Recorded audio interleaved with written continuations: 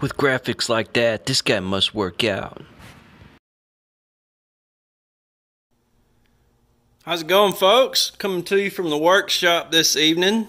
I thought I would go over some handyman tools that I carry to do drywall repair.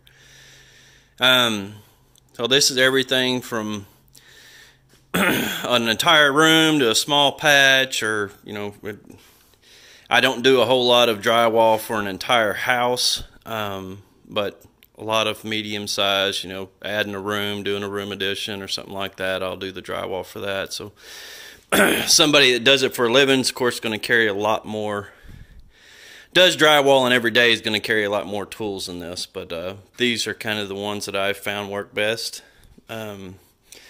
So without a doubt, you're going to need a tub of drywall mud, and you can tell that this is falling out of my truck bed and gotten all over the place. So some mud.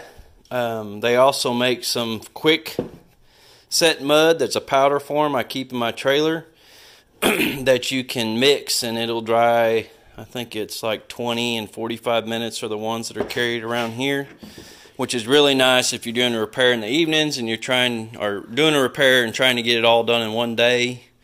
That kind of dust is nice to have. That kind of mud's perfect. A hopper gun, a necessity, especially with doing trying to get a texture right. I have used the stuff that they've got in the cans.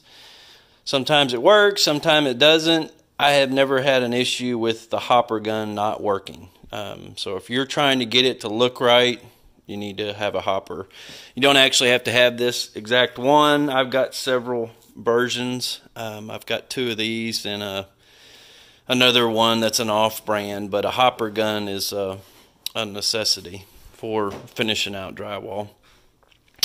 Other things that I've got, while we're on that, if somebody has any insight as to how to make this crap work, I would love to hear it. I have bought probably 30 cans of this over the years, usually on really small patch jobs where I do not want to drag the air compressor and my hopper gun out, because it should just be something that takes a few minutes to patch a really small area.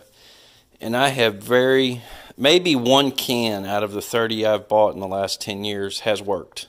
Most of the time this just leaves a clumped up mess. And I usually end up wanting to throw this can across the yard. So I keep one in here just in case one of these days some miracle happens and it starts working. Hasn't happened yet. In addition to that, you'll need some tape. You can use mesh tape, or I keep a couple things of mesh tape. You can use paper tape. I also use this Sure Corner, which is nice. And they sell this at Home Depot and Lowe's. I'm sure other places carry it. So instead of buying the plastic or metal strips that they've used for years, you can use this, and it's got a metal band in it. You can bend it to go around corners, inside, outside seams. If you're doing something that's not a straight angle, works really great for that.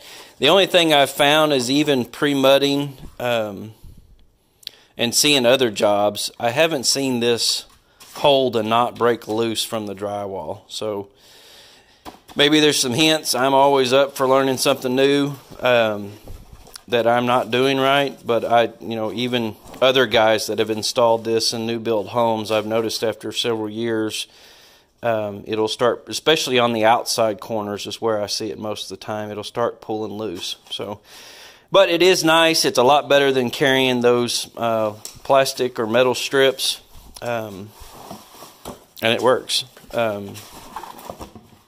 Just know that ahead of time. I have seen it bust loose.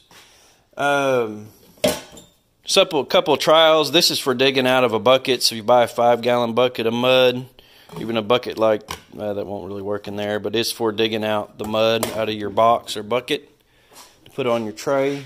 A couple of drywall, and this has not been cleaned.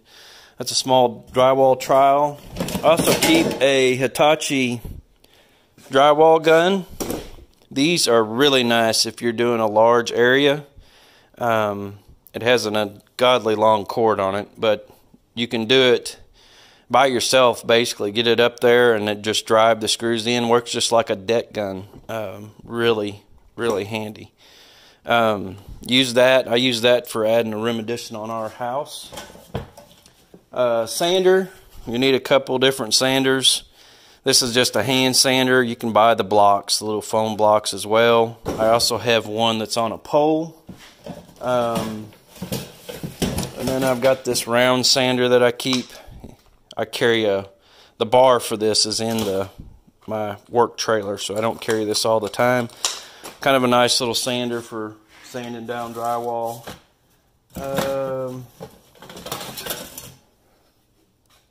A large inside corner. I've got a small inside corner that I carry in my truck. This is kind of nice for finishing out your inside corners, whether it's up along your wall or down an inside corner. I have found it makes it a whole lot easier to get those done real quick. So I keep one of those with me. I also like this. I've had the square trials and the square pans. I've got 2 or 3 of them, different sizes. But I bought this off of Amazon. I love it. It's like a painter's tray. There's a handle that goes down here in the center. So you basically hold it and then you work it with your other hand. It kind of centers the weight a little better. If you're working on a ladder, I love it. So this is what I use for throwing mud on drywall. It's the option I go to. I don't even carry my square pans anymore because I went strictly to using that. Some paper tape. Like I said, paper. This is really old, but mesh tape. I've been using a lot more paper than anything else here recently. Some extra sandpaper for my square sander. Keep a sanding block in here just in case I need it. Was talking earlier about this Homax. The only texture I found that actually does work is their orange peel. It's not bad. It still isn't perfect. You got to play with it to get the texture just right. But this works a whole lot better than the popcorn ever will. So just a point on that. In my opinion, unless somebody puts a comment on here to tell me I'm crazy, I would never buy this. This is like $19 a can, and you can get a box of popcorn that you have to mix for like half that. So even though it's a pain to drag the air compressor and the hopper out, it's easier to do it that way. Another thing I keep in here is some Upshot. I keep this in my truck as well. This is just for covering up water spots. You'll find even if you mud over it, paint over it, unless you put some kilts or something to seal it off, once you get a water stain on the ceiling, it's constantly going to bleed through unless you put some kind of strong kilts or cover up over the top of it. Other than that, I carry a different variety. There's my square sander that goes on my pole. I kind of like this mesh tape because it beats out a lot easier. Seems to be a lot more durable. I keep a dust mask in here, which is missing the filter. Other than that, those are the main drywall tools. Of course, I only showed you my 9-inch trowel, but I keep a 12-inch, and I think I've even got a 16-inch trowel. So it just depends on, I don't know, I think those are my work trailer, but you need a couple of different size trowels, probably a small one for like they usually call these like a joint knife for doing your joints, and then a large one to do float your seams. I like having this inside knife corner trowel. I really like that. That makes it a lot easier than trying to cut in both sides of your corners. But that's what I found has worked for me. Let me know if you got any comments. Like I said, this is just what I carry with me. I'm sure different guys have different things that are their preference, but this is what I found works for just about any job that I go on. So, thank y'all. This guy needs to be a poster child for birth control. If you like that video, hit subscribe.